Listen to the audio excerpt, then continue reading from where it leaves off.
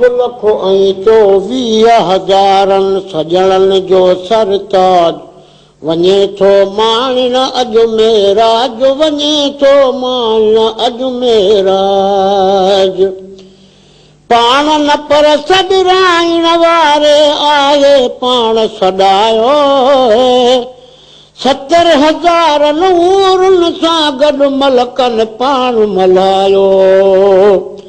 अहिड़ी जंग पहुची वई ॼण कंहिं अमीर जो आकाज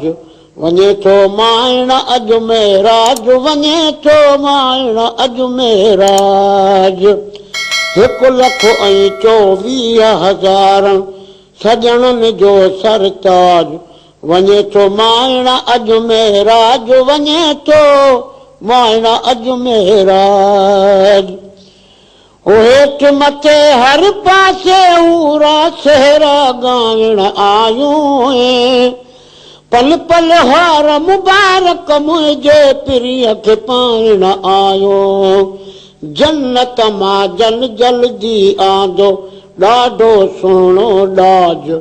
वञे थो माइण अजमेराज वञे थो माइण अजमेराज 1,24,000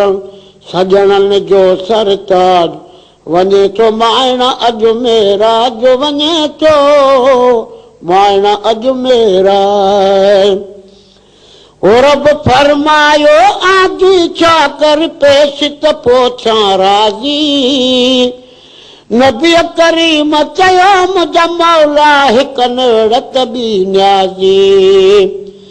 रब फरमायो आदि छा कर पेश त पोछां राज़ी नबी करीम चयो मुंहिंजा मौला हिकु नेड़त बि न्याज़ी अहिड़ो तोहफ़ो तूं ॾोजो थिए आलम जो इलाज अहिड़ो तोहफ़ो तूं ॾेजो थिए आलम जो इलाज वञे थो माइण अजमेराज वञे थो माइण अजमेराज वो पंहिंजनि लाइ 5 वक़्त नमाज़ू खण मुंहिंजी आहे मर्ज़ी इशा ज़ुहर 3 पारी मगरब फजर थिया 5 फर्ज़ी वो पंहिंजनि लाइ 5 वक़्त नमाज़ू खण मुंहिंजी आहे मर्ज़ी इशा ज़ुहर 3 पारी मगरब फजर थिया सभु फर्ज़ी पोइ बि नमाज़ पढ़ण न पुॼे चई उम्मत कयो एहतिजाज वञे थो माइण अजमेराज वञे थो माइण अजमेराज को बि निधण को थिए त वञी थिए पाण निधण कानायूं लख लजपाल विसारे ॿिया लड़ लॻा इन्हीअ जे आयूं जंहिं महबूब जे सदके थो ॾे अल्लाह पाक अनाज वञे थो माइण अजमेराज वञे थो माइण अजमेराज ओ कॾहिं न रब जी धरतीअ ते को रोब जमाए ॼाणू सभु गदिलाई मूंखां सुहिणा मां हिकु सादड़ो माण्हू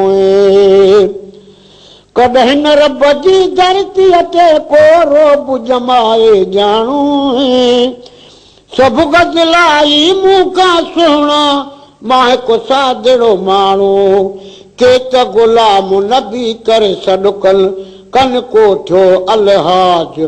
वञे थो माइण अजमेराज वञे थो माइण अजमेराज